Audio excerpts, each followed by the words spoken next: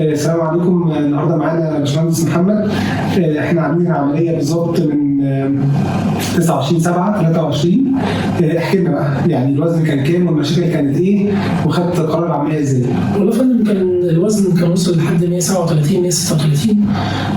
بحكم شغلتي طبعا كوكيل في قناه السويس، بطلع وانزل مراكب كتيره وانزل سلالم واطلع سلالم كتيره وفتش على مراكب كتيره. بدات الاحظ طبعا بعد زياده الوزن ارتفاع في ضغط الدم، النفس بقى مش مظبوط، السكر التقويم بدا معايا يعني، فلقيت نفسي مش عارف اعيش حياه طبيعيه يعني. حتى النوم بدا الموضوع يبقى صعب بالنسبه لي. في نص يومي اصحى شرقان، اصحى مش عارف اخد نفسي، افضل وصلت لدرجه ان انا بنام نص نومه مش عارف انام نومه كامله. فلما لقيت الوضع وصل للمرحله دي خدت القرار بصراحه وتوجهت لحضرتك يعني. شفت حضرتك في التلفزيون اكثر من مره واستقريت ان انا اعمل العمليه الحمد لله يعني. بس حكينا عن يوم العمليه. يوم العمليه بقى طبعا كان انا اول مره اخش الدكتور يعني او اعمل عمليه، اول عمليه رايح اعملها في حياتي كان هي عمليه التكميم دي. فيمكن حتى كنت بتواصل مع حضرتك لحد اذان الفجر وانا بكلم حضرتك هقول لك انا قلقان وانت بتحاول تطمن فيا وبتاع. يعني الحمد لله كنت قلقان في يوميها، بس يعني دخلت العمليه الحمد لله طلعت ما فيش اي حاجه وما حسيتش بحاجه الحمد لله. كانت الدنيا تمام وعدى الاسبوع على خير والدنيا كانت كويسه جدا يعني. خلال اسبوع كنت راجع الشغل بتاعي وكنت مبسوط الحمد لله ان شاء الله. يعني الصحه تتحسن، الوزن افضل، النفس وانا طالع ونازل السلم دلوقتي بقيت مستريح الحمد لله. عرفت اعمل رياضه تاني ان انا بتمشى كل يوم في حدود ساعه وثلث الحمد لله يعني. السكر التقويمي تراجع تماما بالنسبه لي انا، الضغط تراجع تماما، حسيت نفسي بدات ارجع انسان تاني طبيعي. كنت داخل على مراحل كلها مرض وعلاج وعارف نفسي، فيعني مجال انا مش قده خالص يعني. فالحمد لله يعني كانت خطوه كويسه وربنا اكرمنا بوجود حضرتك معانا في العمليه. الله يخليك. يعني ما شاء الله تقريبا دلوقتي 96 كيلو يعني 37.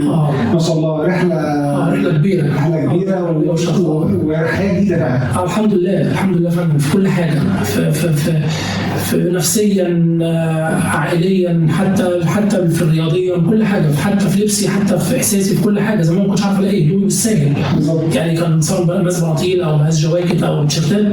دلوقتي الحمد لله يعني بخش الاقي الاكس لارج ولا اللارج وممكن الميديم واضحين في مقاسات معينه، لابس الحاجه مستريح الحمد لله. الاول كنت ابص لها من بعيد وامشي اعرف ان هي مش استحاله الاقي مقاسي فاقوم ماشي من بره ابص على المنظر وامشي. لكن دلوقتي الحمد لله يعني بقت بحتار من كتر اللبس اللي موجود الحمد لله يعني. عشت سنك مش 40 سنه يعني لسه صغيرين جدا عن الكلام ده الاول. انا لقيت نفسي داخل في مرحله خطر يعني سنه اكبر من سنيني وامراض داخل عليا بالهبل بتجري عليا.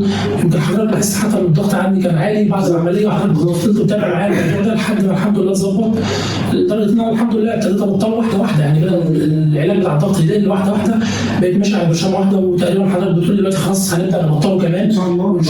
الحمد لله يعني الغرض منها كان ان الحق نفسي واخش في حاجه جديده اهرب من العلاج اللي انا كنت هبتدي اخده كتير. فلا يعني كان قرار سليم. انا يعني اتاخرت فيه بس الحمد لله يعني. لا ما اتاخرتش خالص الحمد لله. انا بالنسبه لي من زمان كنت بفكر في الموضوع ده بس خايف من موضوع العمليه ومش عارف ايه والمخاوف دي طلعت بالظبط. لا ولا حاجه الحمد لله يعني. كان متابعه قبل العمليه او بعد العمليه او الراحه النفسيه اللي انا فيها. لا التواجد المعنوي والنفسي من حضرتك ده باستمرار كان معانا على طول يعني في اي وقت ببعت لحضرتك على التليفون بلاقيك بترد عليا يعني في اي وقت على طول في ساعتها، سواء او الطاقم المساعد او طاقم المستشفى ساعتها كان في قمه التعاون بصراحه. طب الحمد لله يعني. تنصح الناس يعني يعملوا العمليه يعني ما يتاخرش وما يصبرش لحد ما تمسك الامراض فيه وسنه يهرب منه وبعد كده يرجع يعالج امراض هو كان في غنى عنها يعني بخطوه. يعني دلوقتي بقت خلاص اصبح في ثوره في عالم التكميم يعني في كل يوم في جديد يعني.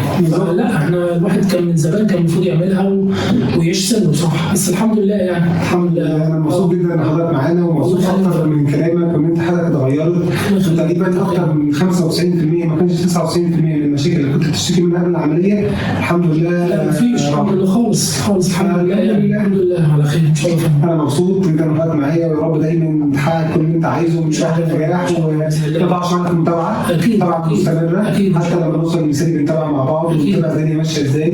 ربنا يكون خير. كنت من الناس الجميله الصراحه الملتزمه بصراحه جدا من ناحيه الرياضه من ناحيه التغذيه من ناحيه ان احنا نمشي على التعليمات. والحمد لله زي ما بنقول اللي بيمشي على التعليمات يعني بيتابع معانا كويس بانتظام.